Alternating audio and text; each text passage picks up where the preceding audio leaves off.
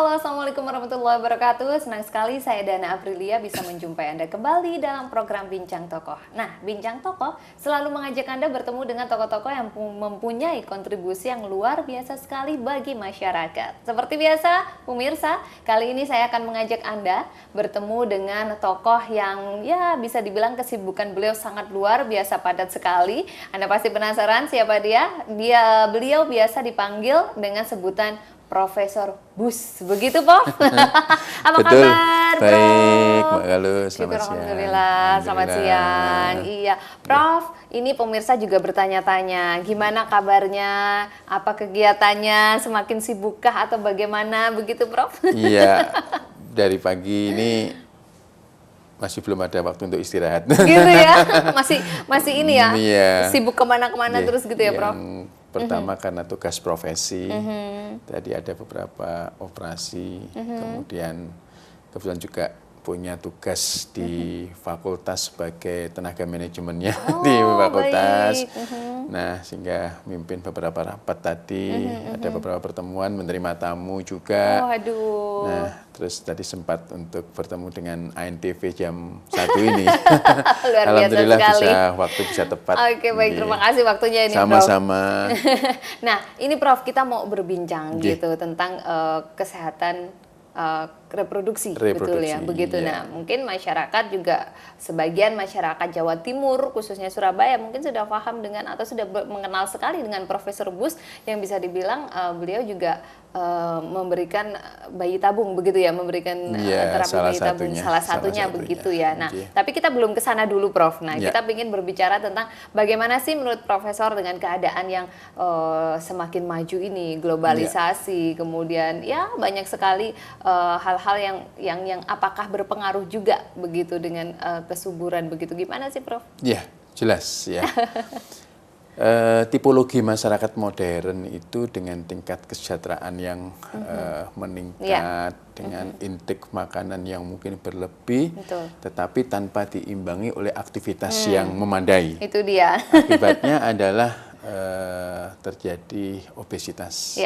Masyarakat kita, masyarakat modern, angka obesitas atau kegemukan itu sudah sangat tinggi sekali. Waduh. Kalau dulu orang gemuk dikatakan hidupnya makmur, tapi sekarang itu orang gemuk itu adalah kumpulan dari penyakit. Waduh, nah, itu yang serem itu Prof. Dari kalau di bidang kedokteran secara umum, ya mungkin ini berkorelasi dengan peningkatan dari angka kejadian diabetes mellitus atau kencing manis ya. Tetapi saya spesifikkan di bidang saya kaitan antara obesitas atau peningkatan berat badan ini dengan gangguan kesuburan. Nah, itu ternyata memang sangat erat kaitannya. Orang-orang yang obesitas akan mengalami semacam gangguan kepekaan sel terhadap insulin.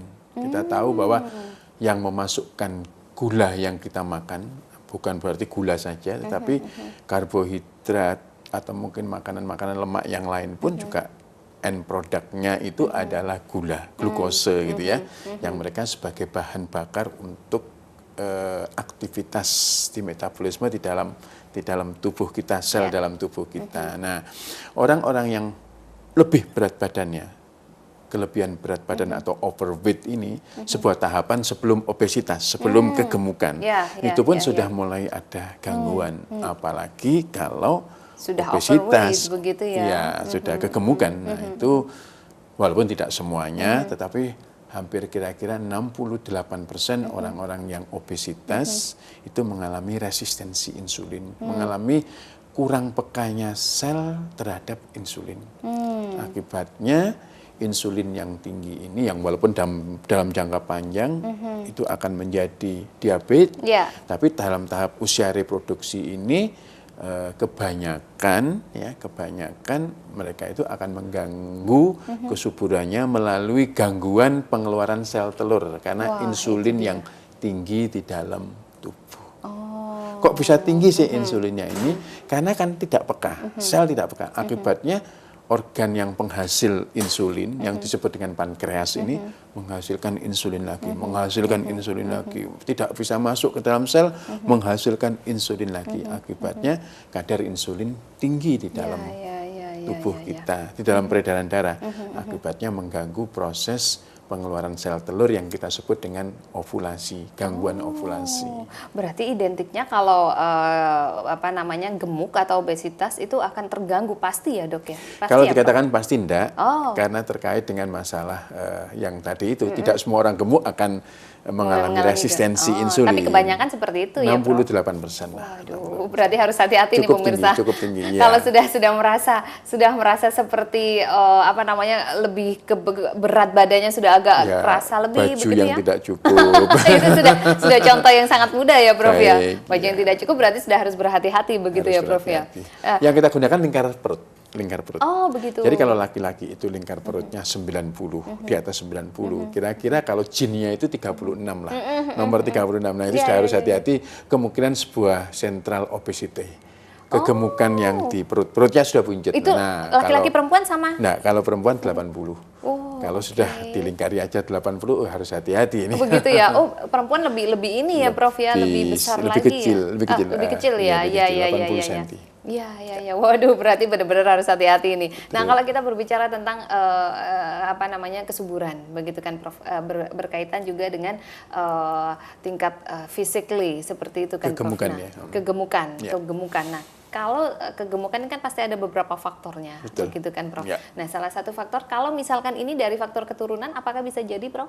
Bisa, tetapi lebih banyak ke arah sekunder ya, didapat ya, di mana berkaitan dengan gaya hidup, pola hidup ya, intake-nya terlalu banyak, tidak ada jeda makan, setelah makan besar jam 6, jam 12, jam 6 sore lagi, diantaranya masih makan lagi. Nah, akibatnya intake-nya kurang, dan salah satu sifat masyarakat modern itu adalah jarang bergerak. Ya. Kemana-mana naik motor, naik mobil, naik Males elevator, ya, naik Prof. lift, ya. Mau naik satu lantai aja lift gitu Lift ya, Bro. lah. Akibatnya apa? Akibatnya adalah intake yang seharusnya tadi dikeluarkan, tetapi akhirnya tertimbun dalam bentuk lemak yang mengakibatkan kegemukan. Wah, ini. Nah, kalau menurut Profesor sendiri, seperti apa sih di Jawa Timur sendiri, Prof, perkembangan untuk tingkat-tingkat kesehatan masyarakat untuk kesehatan kesuburan begitu ya, Prof ya. Nah, nanti ya, Prof, jawabnya ya, Prof. Yeah. Profesor sudah siap-siap aja menjawab gitu ya, pemirsa. Tapi sabar dulu, Anda pasti penasaran, tetap di Bincang Toko karena kita akan kembali setelah yang satu ini.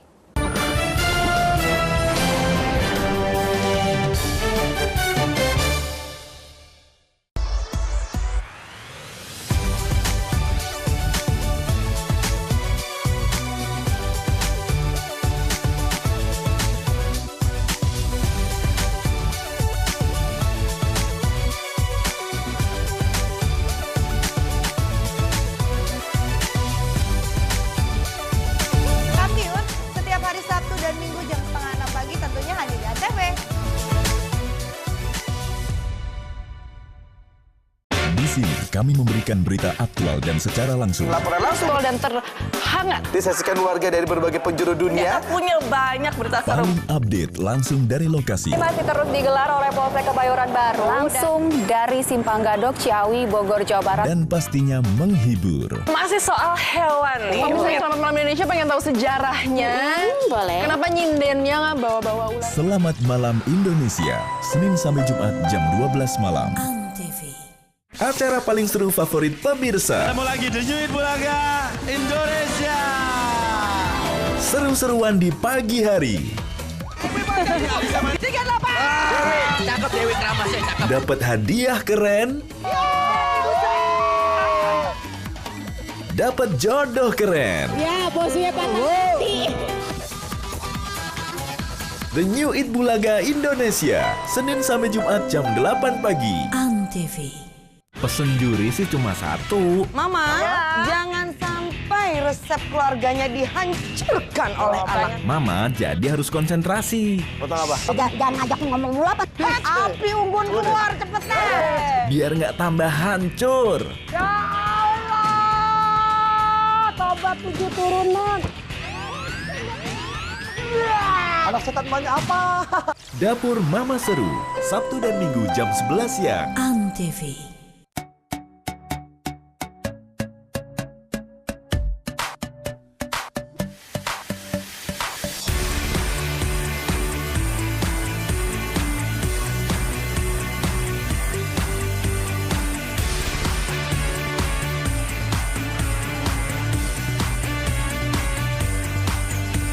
Simak informasi selengkapnya hanya di Total Football hari Minggu jam 6 pagi di Antv bersama saya, Rangga.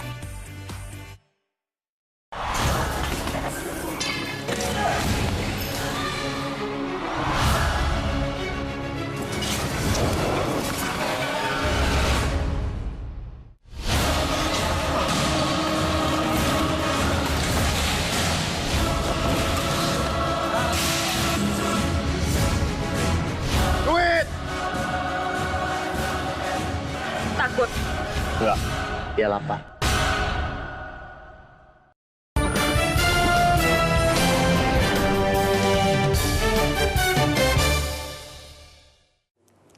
Ya pemirsa, terima kasih masih di Bincang Toko dengan Profesor Bus. Nah, kita lagi bahas tentang kesuburan atau fertilitas, begitu ya? Fertilitas. Infertilitas. Kalau begitu fertilitas ya? kesuburan, kalau ketidaksuburan infertilitas. Nah, itu dia pemirsa yang menjadi pertanyaan mungkin bagi pemirsa, bagaimana sih kalau di Jawa Timur sendiri begitu Prof untuk kesehatan yang tadi kan kita sempat bicarakan untuk yang obesitas. Nah, tingkat obesitas sendiri di Jawa Timur seperti apa ini, Prof? Ya, kalau angka saya kira mirip-mirip lah dengan angka nasional ya. Artinya memang terjadi suatu peningkatan. Waduh, itu berkorelasi ya. dengan angka meningkatnya diabetes mellitus di masyarakat. Sehingga kalau kita sebenarnya pola hidup sehat kita ini untuk diawali pada saat usia muda, ini juga bukan hanya untuk supaya subur saat usia muda, saat usia reproduktif, tapi bagaimana mencegah penyakit-penyakit degeneratif di masa yang akan datang.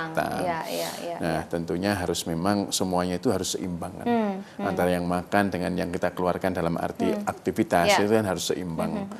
Jadi tentunya yang selalu kita sampaikan olahraga. Nah, olahraga secara rutin berdasarkan kemampuan yang ada, sehingga makan secara teratur juga tanpa harus berlebih-lebih. Dengan cara ini maka obesitas bisa kita kendalikan, bisa kita cegah.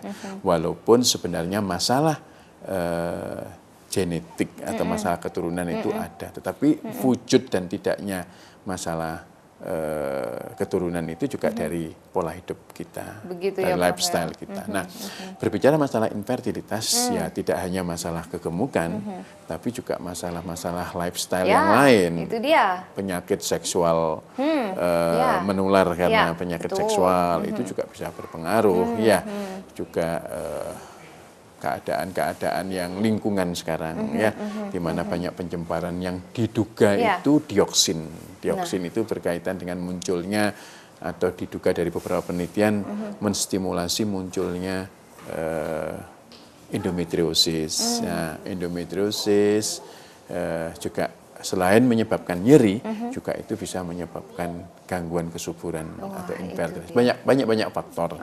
Sehingga kalau seseorang pasangan suami istri itu datang ke kita dengan ingin punya anak, tentunya harus kita periksa sebagai pasangan gitu sebagai tidak bisa satu-satu begitu bisa. Ya Prof ya. Selama ini kan yang selalu disalahkan itu adalah pihak istri kan, pihak wanita. Mitosnya itu yang, seperti itu ketika itu yang selalu dipersalahkan jadi kambing hitam begitu ya. Dikambing hitamkan bahwa apalagi mertuanya tanya, "Loh kok belum isi ya?" Sudah. Padahal kemungkinan terjadinya gangguan kesuburan ini antara seorang laki-laki dengan seorang wanita itu sama besarnya. Walaupun sedikit berbeda ya. Beberapa penelitian mengatakan bahwa karena faktor istri 50%, faktor suami 40%, yang 10% gabungan dari faktor suami dan istri. gitu. oke, Jadi oke, harus sebagai pasangan di mana itu harus kita lakukan suatu pemeriksaan dari kedua belah pihak yang mana saja yang harus dilakukan suatu intervensi atau pengobatan. Ya. Berarti tidak bisa hanya satu datang begitu istrinya bisa, saja iya. ataupun suaminya saja begitu, tidak bisa jas-jas seperti itu diberikan begitu ya. Betul, Baik, Prof, kalau kita lihat tadi Profesor sempat menyampaikan tentang lifestyle, ini Iya. sangat berpengaruh sekali. Betul. Nah, sekarang banyak pasangan muda ini Prof, begitu kan? Iya. Mereka memang sengaja menunda mungkin Betul. begitu atau karena bahkan karier ya, karena karirnya, jadi akhirnya nantilah 2 tahun, 4 Betul, tahun, betul. 5 tahun Iya, lagi iya, atau iya. bahkan Betul, seperti betul, itu. betul. Nah, bagaimana Prof kalau menurut Profesor sendiri di Jawa Timur sendiri, Iya. apakah tren itu sudah Mungkin banyak tuntutan dari wanita-wanita di tempat kerja ya. Iya. Mereka diterima tidak boleh hamil Betul. 2 tahun. Biasanya tidak begitu. boleh 1 tahun. Teken kontraknya Teken begitu, Prof. kontrak ya. Terlepas itu karena alasan sebuah perusahaan, tapi saya secara pribadi lebih suka kalau bisa pasangan suami istri itu punya anak dulu. Ya. Ya, ya. Menunda pun juga harus dikaitkan dengan usia awal dari pernikahan itu. Kalau memang usia pernikahannya itu 21, 22 oke lah Oke, masih muda begitu menunda, ya. Tetapi kalau sudah 30 baru menikah, usahakan jangan menunda lagi. Langsung Karena gitu ya. peaknya tingkat kesuburan itu kira-kira sampai usia 35 tahun. Begitu 35 tahun dia itu sudah turun. 42 itu sudah sangat rendah sekali.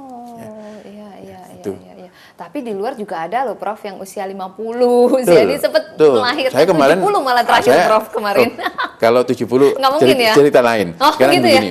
Kalau usia 49, 50 saya masih pernah mendapatkannya. Oh, ya. iya. Karena mungkin itu sudah anak ke-6, anak ke-7 dan sebagainya. Karena memang dasarnya mereka itu subur. Saya subur. Walaupun sudah menjelang mau menopause, mereka itu masih mendapatkan kesempatan untuk hamil lagi. Tetapi yang namanya 70, saya berani bertaruh lah bahwa itu bukan dari sel telurnya wanita itu. Begitu ya? Ya, kemungkinan donor oosit atau mungkin sudah donor embrio.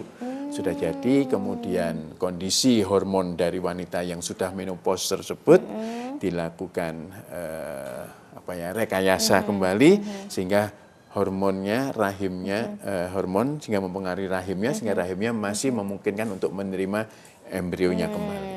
Ya. Berarti memang ada fisiknya atau fisiknya sudah mempunyai ini ya catatan tersendiri begitu ya Prof. Jadi kalau sebelumnya ada banyak cerita atau banyak ditulisan di India itu juga demikian. Ya, di betul. usia 60, Ya, 70 India tahun kemarin terakhir hamil itu, kembali. Tapi saya yakin iya. itu karena bayi tabung yang oleh karena donor oosit atau donor embrio. Berarti tidak mungkin ini adalah benar-benar real begitu ya Prof ya. Logika ya. Titipan ya, surrogate mother. Jadi embrionya dititipkan ke wanita tersebut. Bisa gitu ya, Prof, bisa. itu ya. Jadi istilahnya kita itu sekarang ada anak biologis dan anak titipan karena kandungannya Wah, itu. ini menarik sekali. Kalau anak biologis artinya memang oosit dan spermatozoonnya berasal dari pasangan suami tersebut. Tetapi kalau salah satunya itu adalah donor oosit milik wanita yang lain atau mungkin juga dari spermatozoon dari pria yang lain, tentunya ini bukan anak biologis. Ya, ini menarik Prof untuk anak biologis dan anak apa tadi Prof? Iya, titipan ya. Titipan ya. Tumpangannya. Kita boleh bahas lagi ya Prof ya, itu ya sebentar lagi ya. Prof pastinya, dan dengan pemirsa kita akan bahas lagi seperti apa sih konkretnya atau apakah itu juga sudah ada di Surabaya atau di Jawa Timur. Nah, sebentar lagi kita akan kembali tetap di Bincang Tokoh.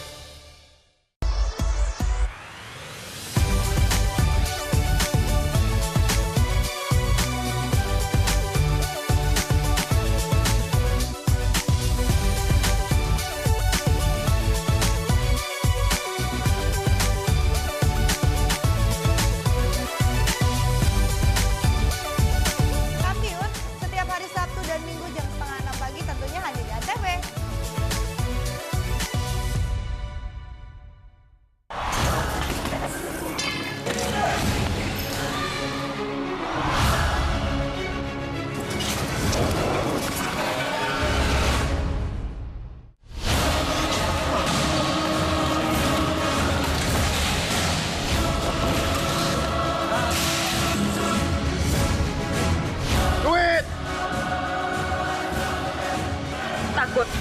Enggak. Iyalah, Pak.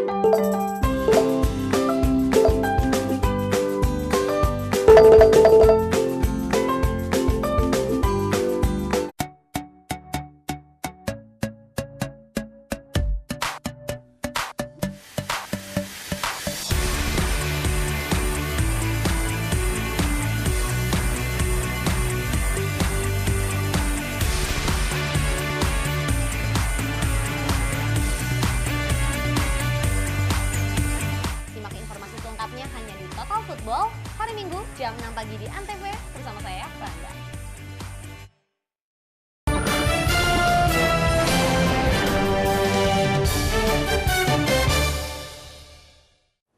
Terima kasih pemirsa, Bincang Toko masih menemani Anda dan masih bersama dengan Prof. Bus. Yang kita bicarakan adalah tentang infertilitas atau ketidaksuburan begitu ya Prof ya. Di Jawa Timur sendiri tingkatnya tadi udah disampaikan, pengaruhnya adalah karena obesitas pertama bisa jadi ya, salah satu. Kemudian juga gaya hidup atau lifestyle saat ini begitu ya Prof. Nah, ada juga ini kita barusan tadi sempat Prof akan menyampaikan begitu ya dengan bayi tabung begitu ya Prof ya, dengan seperti kejadian di India beberapa waktu lalu ada perempuan berusia 70 tahun tapi masih bisa hamil dan melahirkan. Nah, kalau di Jawa Timur sendiri Prof, untuk tingkat bayi tabung sendiri bagaimana sih Prof menurut profesor atau yang profesor tahu? Iya, angka keberhasilannya. Ya. Oke, angka keberhasilan bayi tabung kita Jawa Timur nasional hampir sama lah ya. Standar dari WHO itu sekitar 50%. Jadi kalau ada orang ikut bayi tabung 10 orang ya 5 berhasil, 5 tidak lah ya. Tetapi banyak faktor yang mempengaruhi, salah satunya usia. Semakin tua usia dari peserta bayi tabung ini, maka kemungkinan untuk berhasil adalah semakin tipis begitu ya. Semakin kecil ya. Berkaitan dengan kualitas dari sel telurnya, berkaitan dengan masalah jumlah sel telur yang ada pada wanita dengan usia yang lebih tua. Tetapi untuk wanita yang lebih muda, kemungkinan keberhasilannya akan lebih tinggi. Tetapi total kira-kira angka keberhasilannya 50%. Berarti masih oke lah, bisa dibilang seperti itu 50% kan. Nah, ini kan pasti ada faktor-faktornya. Mengapa tidak berhasil? Salah satunya adalah dari usia begitu. Nah, mungkin ada faktor lain Prof. Kalau di Jawa Timur sendiri, apakah yang mempengaruhi dari ini begitu Prof? Iya. Jadi selain faktor usia juga wanita tersebut pernah enggak operasi? Ya, jadi operasi yang berkaitan di dalam perut ya, yang mungkin menyebabkan suatu perlekatan, menyebabkan operasi yang ada di indung telur ya, di indung telur itu mengakibatkan kualitas dari sel telurnya itu bisa turun, jumlah sel telurnya mungkin banyak yang terambil saat operasi, itu juga bisa ya. Berkaitan dengan masalah kualitas sperma juga bisa. Nah, untuk sperma, berarti banyak faktor ya Prof. Ya, tetapi kita lihat bahwa untuk faktor suami itu sekarang pun tanpa spermatozoon yang keluar, dengan bayi tabung memungkinkan. Oh ya? Iya. Wah, Jadi ini. katakan tidak didapatkan sel mani di dalam sperma yang keluar, itu sekarang memungkinkan. Nah, tetapi harus dilihat faktornya karena kalau kita lihat di buah zakar seorang laki-laki itu kita bayangkan sebagai pabriknya. Keluar ke arah kemaluan itu kan ada salurannya. Kalau memang pabriknya ini yang tidak memproduksi itu sudah tidak bisa. Tetapi kalau pabriknya memproduksi tetapi salurannya buntu, ini memungkinkan. Azoospermi, ya itu masih memungkinkan. Nanti dilihat apakah memang pabriknya yang rusak atau salurannya yang buntu. Nah, kalau salurannya buntu, kita akan melakukan yang namanya ICSI, intracytoplasmic sperm injection, aspiration, ICSI. Ya. Mohon maaf. Jadi diambil dari testisnya, namanya pesatesa. Ya, pesatesa. Nah, karena yang sedikit ini kemudian kita masukkan nanti, kita pertemukan bukan pertemuan biasa, tetapi kita suntikkan spermatozoon tadi itu ke dalam oosit sel telur yang namanya ICSI, intracytoplasmic sperm injection. Gitu. Oke, berarti semakin majunya teknologi, begitu ya, semakin tercreate yang baru beberapa lagi. kemungkinan yang ada, karena justru kemungkinan yang ada ini sangat memungkinkan bahwa donor oosit, kemudian juga donor spermatozoon, sperma itu memungkinkan. Nah, kalau ada seperti itu berarti Prof, ada donor begitu kan. Nah, ini untuk hukumnya legal atau bagaimana Prof? Untuk di Indonesia tidak boleh. Nah, itu dia. Hukum negara maupun hukum agama, setahu saya semua agama di Indonesia tidak memperbolehkan. Karena berkaitan dengan nanti keturunannya itu siapa. Tadi kan saya bilang ada anak biologis dan ada anak yang titipan, yang tumpangan ini. Nah, ini yang tidak memungkinkan untuk dilakukan di Indonesia. Tetapi ada beberapa negara yang membolehkan itu. Makanya selain yang kita diskusikan tadi itu bahwa ada postmenopause pregnancy, kehamilan yang terjadi pada wanita yang sudah menopause. Sekarang ada juga pasangan lesbi dan pasangan itu dia, Prof. Homoseksual bisa punya anak. Nah, dengan itu bayi dia. tabung. Iya, saya pernah mendengar kok bisa? Sekarang kalau pasangan itu pasangan lesbi, yang satu menyediakan diri sebagai penyumbang oositnya, yang satu wanita sebagai penerima embrionya. Nah, oositnya bagaimana? Ya nanti mau nyari laki-laki yang mau mendonorkan spermatozoonnya. Ini sudah ada beberapa laporan sekitar tahun 90-an sekian itu sudah ada di luar negeri. Tapi memang miris sekali ya Prof ya, karena saat sekarang ini banyak sekali saya pun sering melihat di jalan-jalan tanpa malu lagi kan untuk pasangan-pasangan ini, memang mereka berkata bahwa ini hak begitu ya untuk pasangan lesbi ataupun homo begitu kan. Namun kalau di Jawa Timur sendiri Prof, kita berbicara di lokus kita begitu ya di Jawa Timur, apakah ada begitu kasus ataupun pasien yang memang datang kemudian meminta ini begitu Prof? Yang pasangan lesbi homo ke saya pribadi saya tidak, tetapi mungkin ke sejawat-sejawat saya kira ada. Saya ada juga yang mirip-mirip, yang memerlukan surrogate mother, memerlukan organ rahim wanita yang lain, beberapa kali minta karena kerusakan di rahim yang wanita tersebut, pasangan istrinya yang tidak memungkinkan untuk menerima itu. Nah, kalau yang ini oke, nggak masalah di undang-undang pun tidak boleh di dalam undang-undang maupun di dalam agama itu tidak boleh. Tidak boleh. Berarti memang tidak bisa dilakukan ya Dok ya? Iya, jadi oleh karena tumor kemudian harus diangkat dulu-dulu, sekarang tidak mempunyai rahim, padahal dia masih mempunyai ovarium yang memungkinkan menghasilkan oosit, sedangkan suaminya mungkin masih sehat. Nah, ini kan juga terhambat. Tapi sekali lagi bahwa di Indonesia masih belum boleh hal ini. Hal-hal seperti itu ya Prof ya. Nah berarti bisa dibilang bahwa kita di agama pun sudah disampaikan begitu ya bahwa untuk bayi tabung, bukan bayi tabung ya, untuk pendonor ataupun penerima donornya memang tidak boleh begitu ya. Mungkin kalau zaman dulu belum ada tetapi dengan dalil-dalil bahwa harus dengan melalui satu pasangan suami istri yang sah. Kalau dengan catatan kalau memang ini suami istri yang sah ya oke, why not, begitu Prof? Ya kalau problemnya kan tadi kan memerlukan wanita yang lain gitu loh ya. Iya. Tetap tidak bisa lah. Ini anaknya siapa? Harus dinikahi dulu gitu mungkin ya. Ini yang berat. Mungkin istrinya menerima atau enggak begitu ya. Baik Prof, kita akan lanjut lagi ya Prof ya. Pastinya pemirsa sebentar lagi kita akan ngobrol lagi tentang ada satu kasus begitu ya Prof yang mungkin menarik. Kasus apa itu pemirsa? Tetap di Bincang Toko karena kita akan kembali setelah yang satu ini.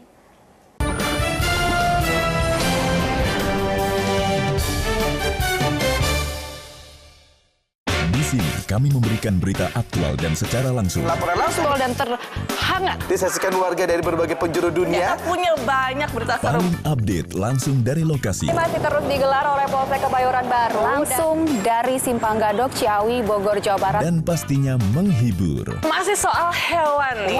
Selamat Malam Indonesia pengen tahu sejarahnya. Boleh. Kenapa nyindennya nggak bawa-bawa ular? Selamat Malam Indonesia, Senin sampai Jumat jam 12 malam. TV.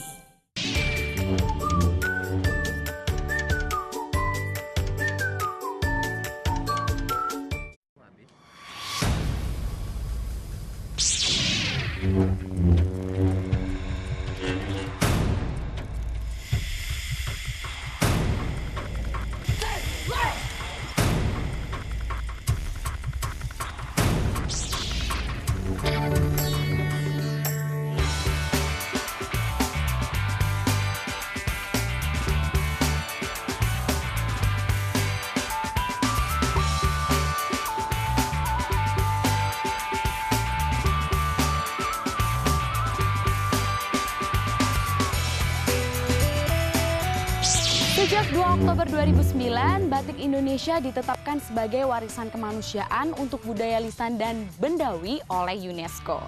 Beberapa daerah di Indonesia itu mempunyai batik, jadi nggak cuma ada di Pekalongan, Jogja, Solo, tapi di Jakarta juga ada batik. Namanya batik Betawi.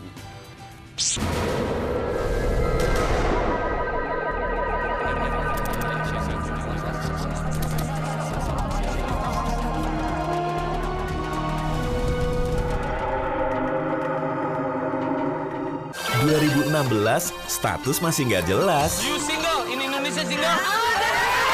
Dibuat asik aja. Bareng yang cantik dan ganteng di sini. Ayo Ting Ting, Jessica. Aku. Tuh cewek, siapa sih? Dijamin jadi jago ngegombal. Kelapa muda bikinin jamu. Cakep. Cowok tampan yang kamu cari sudah ada di hadapan kamu. Facebookers, Senin sampai Jumat jam 4 sore. TV. Permintaan maaf sudah tak berarti. Maafkan kami sayang. Kami tidak berhak melakukan ini padamu. Kesempatan mungkin tak ada lagi. Pria malang itu sangat sedih. Dia meminta kesempatan lain darimu. Aku tidak peduli. Aku tidak ingin bertemu dengannya. Keserakahan sudah terlanjur menguasai. Walau gadis itu tidak mau, keluarganya pasti akan memaksanya. Mereka itu orang miskin. Efsun dan Bahar, setiap hari. TV.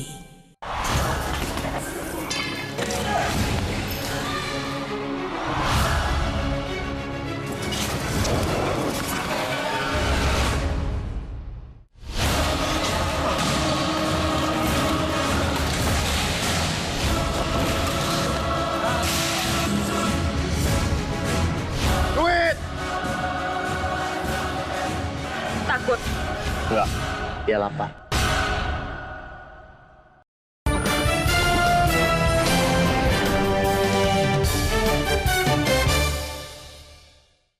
Ya, Bincang Tokoh masih menemani Anda pemirsa dan masih dengan Profesor Bus begitu. Kalau kita tadi sudah menceritakan atau kita sudah berbincang begitu tentang infertilitas. Nah, ini pasti kan ada gangguan begitu ya, Prof ya, antara pasangan begitu, entah salah dari satu atau salah kedua-duanya. satu atau dua-duanya. Nah, tadi sudah disampaikan oleh Profesor bahwa banyak sekali penyebabnya begitu ya. Memang harus butuh penanganan medis begitu. Nah, kalau memang seperti ini, Prof, ya kan, pasti ada kasus lain atau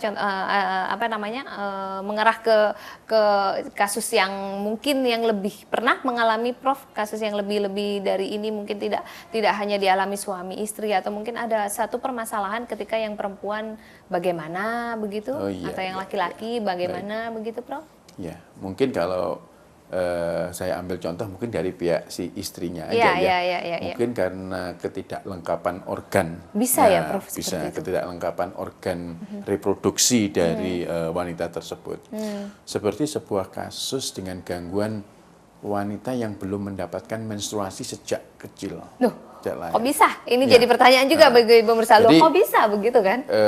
Jangan disangka bahwa setiap wanita itu akan mendapatkan satu menstruasi, walaupun angkanya jarang. Satu kasus di mana seorang wanita itu tidak menstruasi karena tidak mempunyai rahim, tidak mempunyai vagina. Betul, ini pertanyaannya, ini betul-betul wanita atau bagaimana kan, Prof? Bisa jadi pertanyaannya seperti itu. Kalau betul wanita nanti memang ada dua tipe ini. Ya. Jadi yang disebut dengan tidak menstruasi atau amenore, ini beberapa tipe, tapi satu yang sering kali didapatkan.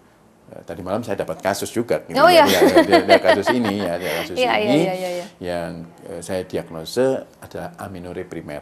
Dia tidak pernah mendapatkan menstruasi sejak awal. Kalau amenore sekunder pernah mendapatkan menstruasi, terus kemudian tidak mendapatkan men, nah itu amenore sekunder. Nah, yang amenore primer itu, nah ini yang kita harus hati-hati. Kalau kita punya anak, kita punya saudara, punya tetangga, teman yang belum mendapatkan menstruasi sampai usia 16 tahun. Sudah beware begitu ya? Hati-hati ya. Harus hati-hati. Nanti kita lihat apakah payudaranya tumbuh atau tidak. Itu kita lakukan satu pemeriksaan. Nah, yang saya dapatkan tadi malam ini adalah sebuah kasus di mana fisik sempurna sebagai seorang wanita. Payudaranya tumbuh sebagai seorang wanita penuh, tetapi ternyata setelah saya melakukan satu pemeriksaan tidak mempunyai rahim. Vaginanya hanya kedalamannya 1 senti saja. Padahal vagina yang normal itu adalah kira-kira 7 senti. Bahkan lebih kalau melakukan satu aktivitas seksual, terus berhubungan dengan mulut rahim, berkaitan dengan rahim. Nah, kita tahu bahwa menstruasi itu kan asalnya dari rahim, kemudian keluar melalui vagina. Nah, pada kasus ini tidak pernah mendapatkan menstruasi. Setelah saya lakukan satu pemeriksaan yang bermacam-macam, akhirnya saya menyimpulkan dan saya lakukan pemeriksaan hormonal. Ternyata hormonnya adalah hormon seorang wanita. Berarti memang wanita tulen begitu ya? Nah, wanita tulen. Cuman ada permasalahan. Nah, ini kita sebut dengan istilah di kedokteran itu RKH, Rosky-Kushner-Hauser Syndrome. Ini nama penemunya Begitu. Nah, pada wanita ini mempunyai indung telur karena dia hormonnya adalah hormon wanita, tidak mempunyai rahim, tidak mempunyai vagina. Sudah menikah, problemnya adalah tentunya minimal dua, yaitu problem pertama adalah tidak bisa melakukan hubungan seksual, dan yang kedua tentunya adalah bagaimana fungsi reproduksinya itu untuk melanjutkan keturunan. Untuk yang kedua tentunya wong tidak mempunyai rahim, dia tentunya tidak bisa. Sudah pasti tidak bisa. Ya. Tetapi dia mempunyai indung telur. Ini masih memungkinkan. Masih memungkinkan tentunya dengan ikut bayi tabung, dengan dititipkan ke wanita yang lain, yang kita sebut dengan surrogate mother. Tapi terlepas dari itu, di Indonesia, baik hukum negara atau undang-undang negara maupun undang-undang yang ada di hukum agama itu tidak diperbolehkan. Nah, tetapi ada juga tipe yang persis, sebagai wanita utuh, payudaranya tumbuh, tidak bisa menstruasi. Tetapi kalau diperiksa hormonnya, itu hormonal laki-laki. Nah, ini dan kok bisa diperiksa ya? dengan karyotyping, diperiksa genetiknya, itu genetik XY, XY 23 XY gitu ya.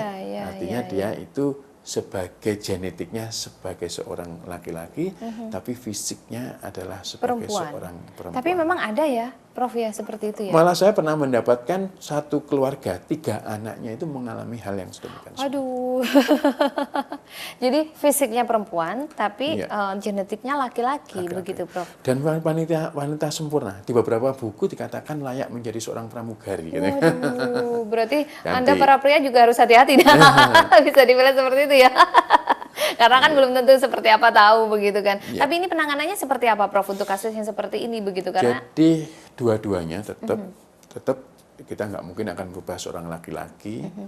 Untuk yang tipe pertama yang disebut dengan RKH tadi, maksimal yang bisa kita lakukan adalah memperbaiki vaginanya yang hanya 1-2 cm, tentunya diperpanjang dengan neovagina. Ada 2 tipe, bisa diambilkan usus yang kita buat menjadi vagina atau dibuat dari selaput amnion, selaput ketuban itu kita lebar, akhirnya kita bisa melakukan itu. Jadi memperbaiki fungsi seksual untuk keharmonisan suami istri, kalau ingin punya anak ya adopsi. Untuk yang tipe kedua, yang karena genetiknya seorang laki-laki, fungsi hormonalnya laki-laki, kemudian harus operasi dulu untuk mengambil testisnya. Karena buah zakarnya itu tidak ada di luar seperti seorang laki-laki, dia itu ada di dalam perut. Kalau itu nanti tidak kita ambil, maka dia bisa menimbulkan keganasan. Harus diambil terlebih dahulu, kemudian ya kita perbaiki untuk fungsi seksualnya. Oh begitu, berarti kalau untuk yang case kedua ini bisa dibilang memang physically perempuan, bahkan alat reproduksinya pun perempuan ya Prof ya, cuman untuk alat reproduksi luar perempuan, tetapi di dalam itu ada testisnya. Alat reproduksi laki-laki. Ini ya yang kadang tidak disadari, berarti tetap sama-sama vaginanya buntu. Tapi bisa menstruasi? Enggak bisa ya pastinya, karena genetiknya XY tadi itu ya, jadi tetap memang tidak bisa. Berarti memang benar-benar pemirsa harus hati-hati apabila buah hati Anda begitu ya, anak-anak Anda ketika umur 16 tahun. Umur 16 tahun ya, sampai umur 16 tahun belum mempunyai atau belum belum mendapatkan menstruasi begitu. Nah Prof, kita akan ngobrol lagi pastinya Prof, masih ada satu segmen terakhir ini. Masih asik aja ngobrol dengan Profesor Bus ini ya. Nah baik pemirsa dan Anda tetap harus di Bincang Toko, karena saya dan Profesor Bus akan kembali setelah yang satu ini.